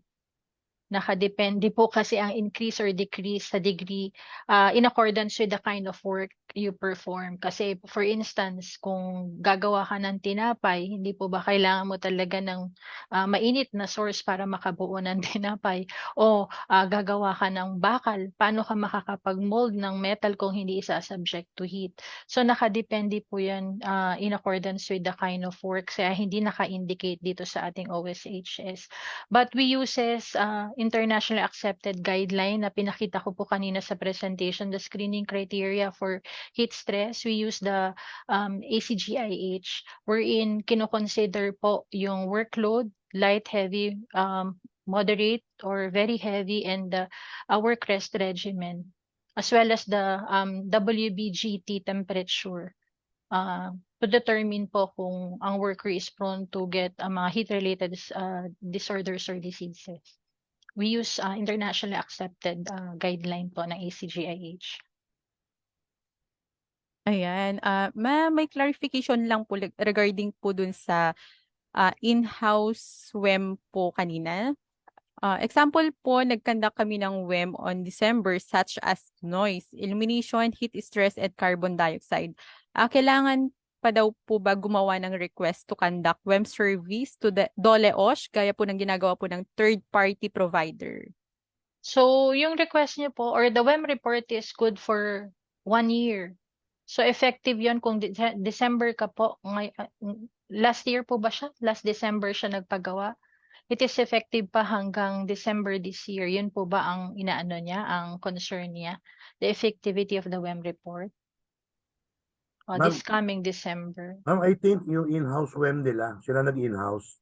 Okay. So kailangan pa ba yata ang pa-third party, like OSHC or the other? Okay. Yung nag-in-house na sila. Sa Rule 1077 po, aside from the OSHC, no, and mga third-party WEM provider, we allow naman po internal WEM by the company, provided po na yung magko-conduct ng WEM has been trained sa work environment measurement training workshop, and he or she uses calibrated industrial hygiene equipment. So, depende po sa auditor kung ni-require niya na hindi siya, ayaw niya ng bias, pwede rin naman pong magpa-conduct kayo. Depende rin po sa needs ng company. Sa, halimbawa, ni-request ng auditor that you need WEM conducted by a third party, but make sure that it is accredited by the Occupational Safety and Health Center. Ayan, I hope po na liwanagan po yung question ni sir. Ayan ma'am, next question po tayo. Ito naman po for the MSMEs. Enforcement methodologies for the OEL's compliance for the greater population and risk in micro companies. Ma'am Maureen, balikan ko lang no yung tanong niya kanina kung kailangan daw pong mag-submit ng request to conduct WEM sa DOLE pala kahit na internal DOLE-OSH, monitoring. yes, ma'am. No need po no na hindi na kayo kailangan submit ng request to conduct work environment measurement sa DOLE OSHC kasi you do internal monitoring naman po. Enough na po yung mga nabanggit ko kaninang requirement. I-consider naman po yun ng ating mga labor inspector. Ma'am Maureen, Yes po. yung recent na tanong po. Thank you Ito po. ma'am. Ulitin ko ma'am. Enforcement methodologies for the occupational exposure limits compliance for the greater population and risk in micro companies. Occupational exposure limits for micro companies. Yan po yung isang challenges na ni-raise ko when setting up OELs. kanina sa presentation ko, no, kasi wala silang capacity ang mga micro-establishment na siya yung nagko-comprise mostly ng establishment dito sa Pilipinas, di po ba? Mas less ang resources po ng mga micro-establishment para ma-implement nila yung exposure assessment and control plan. So, let us remember din po, no, ng occupational exposure limits, it is not used, no, as ano ba to, as for the general public. Ginagamit po siya for the working population. Kasi ang general public po, no, meron tayong mga vulnerable person sa population, kagaya nung may mga predetermined sickness, may mga medication na tinitake, meron tayong mga younger population and older population na hindi cover ng ating occupational exposure limit. So yun lang po ang ikinaklaro ko. OEL should not be used for the general population. Yes, ma'am. Considering po na mahal po talaga yung WEM po, no? Yes, ma'am, mahal din po ang pag-conduct ng WEM. Yes po. Kasi you will be using po, no, mga equipments, mga analytical instruments. Ma'am, I think yung gist ng question is, yung mga micro-enterprises ba, di ba? Kasi nagtatrabaho rin naman sila, no? So, part siya na kino-cover ni Dole, although maliit siya. So, kailangan pa ba siguro silang, ang tanong siguro, kailangan pa ba nila magpa-WEM? Definitely, wala silang in-house capability. Tapos, mahal yung WEM provider. Di ba? So, kailangan pa ba nila magpa-WEM? I think yun yung gist ng question. Okay. Salamat po. With regards yan, hindi po lahat ng maliliit na enterprises is hindi sila hazardous. Karamitan pa nga po kung sino po yung mga nasa maliliit na enterprises, no? Hazardous po yung work or they're exposed to hazardous chemicals. So I think pwede naman po silang lumapit kagaya ng sa mga gobyerno, kagaya po natin na may capability to extend help for them. Pero at a lower price po kumpara dun sa mga third-party provider na medyo may kamahalan pong sumingil. So yun lang, Sir Bong. Hindi po lahat ng mga small enterprise is mababa ang hazard, no? Meron din pong maliliit na mga enterprises na hazardous po talaga ang work and they need occupational exposure. Ma-monitor yung exposure ng mga workers sa kanilang paggawaan. Siguro additional lang ma'am, depende na dun sa labor inspector na pupunta kung ilalagay niya dun sa kanyang notice of result kung kailangan magpa-WEM, lalo na kagaya nga nun. 3 lang nga yung tao pero yung ginagawa naman yung parang nagre-recycle ng battery, emitting gayon. So baka talagang i-require yung mga immediately dangerous work na halos pero hindi mo naman pwedeng ipatigil. So maliliit po, kaya po ang tawag ay technical advisory visit. Depende na po doon sa audit nung gagawin ng labor inspector at saka hindi siya magastos kung paano kayo matutulungan. Kasi kung naman kayo at napakamahal, baka magsara na lang yung maliit. Kesa naman bumayad pa ako ng mas mahal sa kinikita ko. So ganun ho siguro yung pagtingin natin, no? Hindi sinasabing exempted yung maliliit, pero siyempre may practical rin naman po yung ating mga labor inspector to deal with those kinds of cost issues and concern. Salamat po. Ayan, thank you so much din po, Sir Bong. Eto ma'am, next question po. Kailangan po ba maging IH or industrial hygienist bago po makapag-conduct ng WEM sa company? Stated naman po sa ating Rule 1077, your safety officer, your medical personnel can conduct, no, work environment measurement, provided meron siyang enough training and experience as well as gumagamit ng calibrated industrial hygiene equipment. Yes po. Ayan, thank you so much, ma'am. This will be the last two questions regards po sa ating webinar.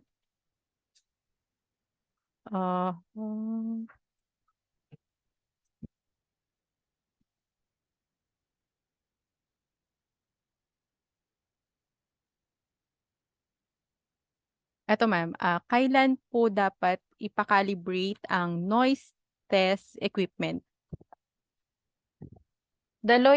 Yung noise level meter po natin is meron pong sariling calibrator. Ang ipapakalibrate po natin is the noise level meter calibrator po. Nakaset po ang calibrator ng mga noise level meter at 94 decibels and 114 decibels. At controlled environment po, pag kinalibrate natin ang ating noise level meter using the calibrator. So, ang ipakakalibrate po natin is the calibrator of the noise level meter.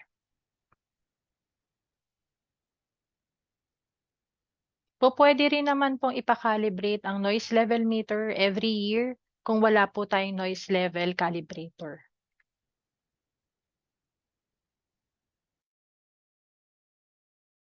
Ayan, thank you again, ma'am. This will be our last question na po.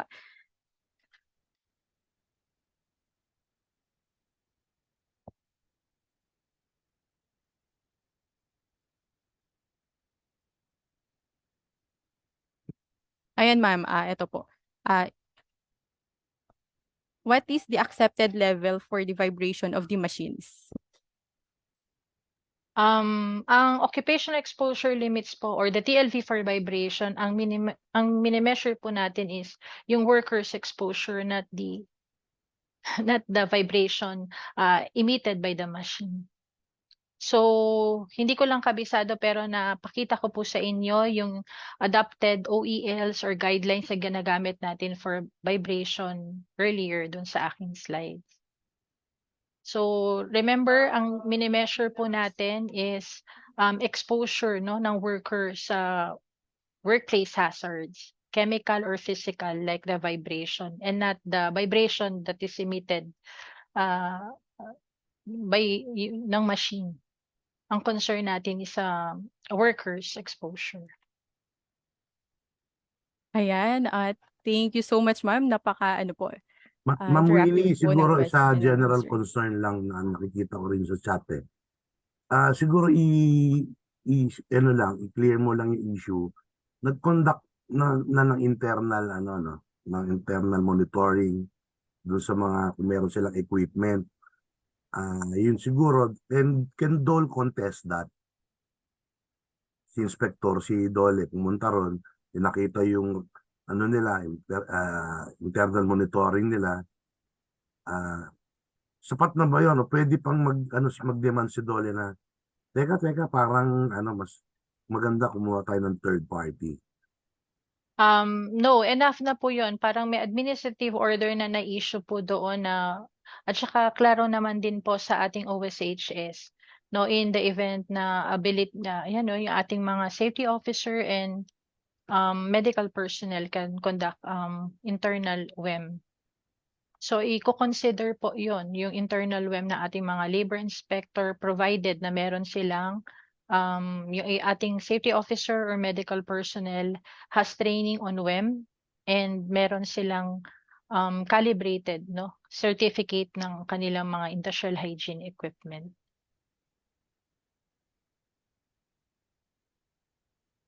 Allowed po ang internal monitoring. May marami pa nagpa-pop up na question pero siguro lahat po ng question nyo pwede nyo i-email, no? Kasi talagang hindi tayo matatapos sa dami ng concern ninyo. No? Isang 3 araw na lecture ho nila yun sa industrial hygiene, no? Webinar po ito, pero hindi po natatapos yung pagsagot sa katanungan. I-email nyo lang po at saka titignan din namin sa chat box, kaya lang kasi baka walang pangalan, paano yun may mapapadala yung sagot. So maganda, email nyo po, no? Alam naman yung email namin, kahit sa amin na lang dito sa Training and Public Info, and we will forward it sa division ni Ma'am Winnie para sa kasagutan. Para po That's a nice suggestion, Sir Bong. Thank you very much. Ayan, thank you so much po. Pasensya na po sa mga hindi po natin ma-entertain na mga questions and clarifications related po sa ating topic for today. Kasi ayan po, we have limited time. Ayan nga, tama po si Sir Bong na yung training po ng IH is conducted for 3 days. So ayan, so napakalimit lang po ng time natin para i-discuss po lahat ng mga queries Ano, and malapit na mag-closing. clarifications nyo. Ayan, let's move forward for our closing remarks. I'd like to call Sir Bong, ayan, si Sir Ray Jose Soriano, to give his closing message. Thank you, Ma'am Maureen. First of all, gusto namin pasalamatan. Gusto pala natin pasalamatan si Ma'am Winnie Aguilar sa pag-share niya ng kanyang kaalaman tungkol sa mga threshold limit values, no? Nakita po natin na hindi lang basta-basta pala tayo magtatrabaho. Titignan natin kung ligtas ba yung ating pinagtatrabahuan, wala ba tayong exposure sa mga peligro, no? Iba-iba, pwedeng chemical, pwedeng physical, noise, heat, di ba?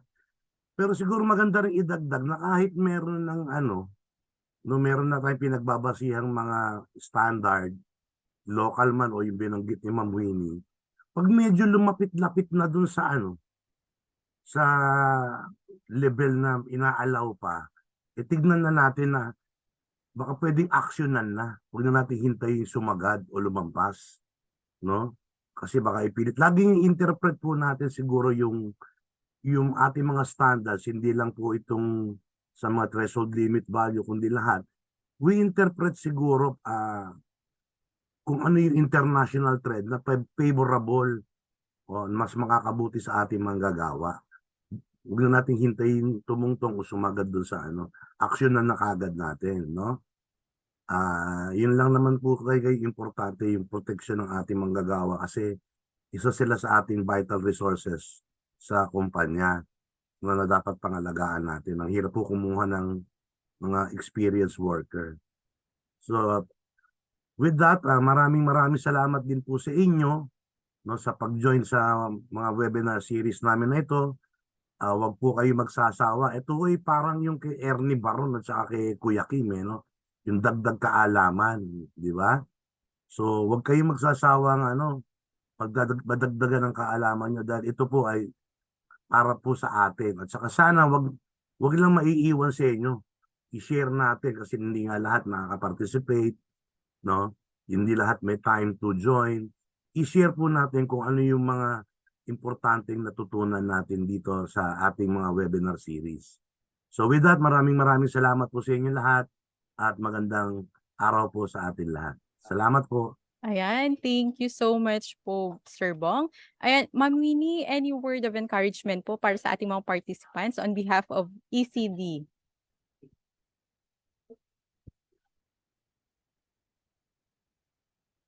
Ayan, Ma'am Winnie, parang nag-off cam na po si Ma'am Winnie.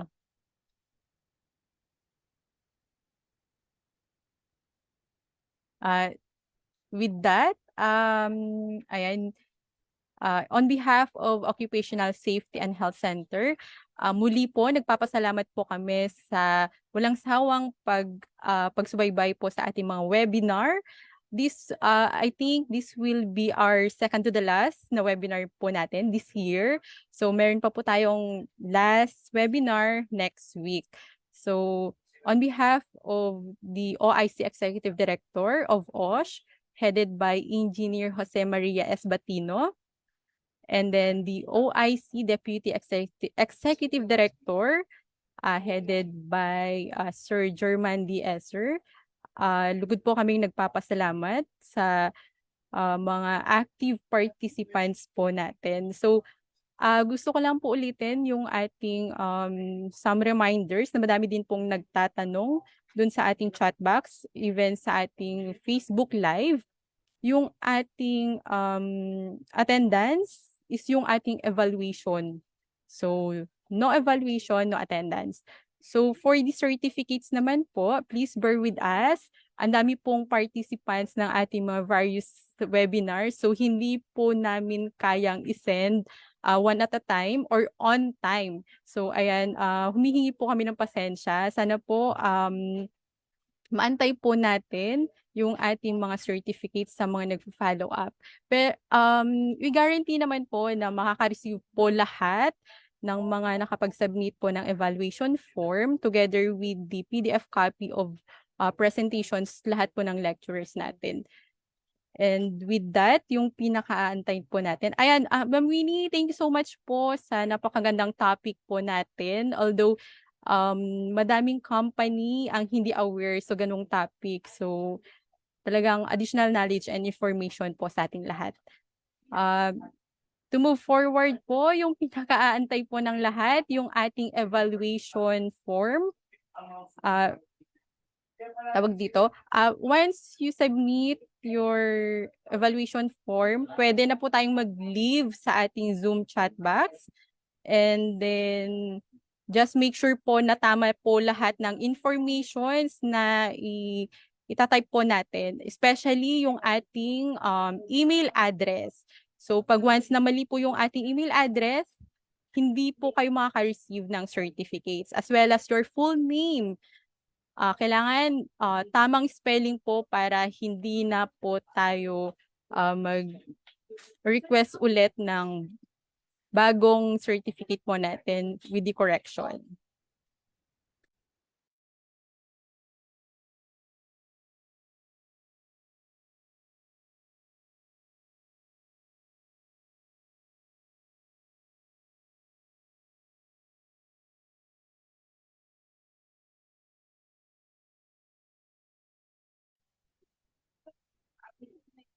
Ayan, wait lang po.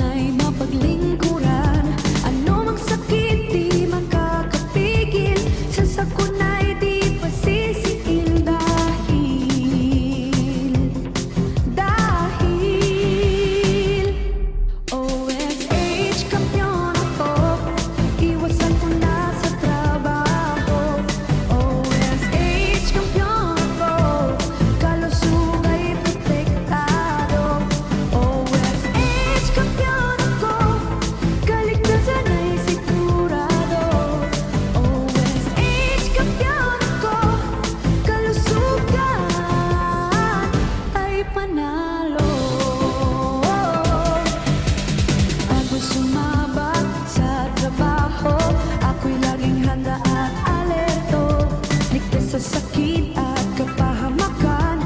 Safety first ang kailangan. Anumang sakit di makakapigil. Sa sakunay di pasisipil dahil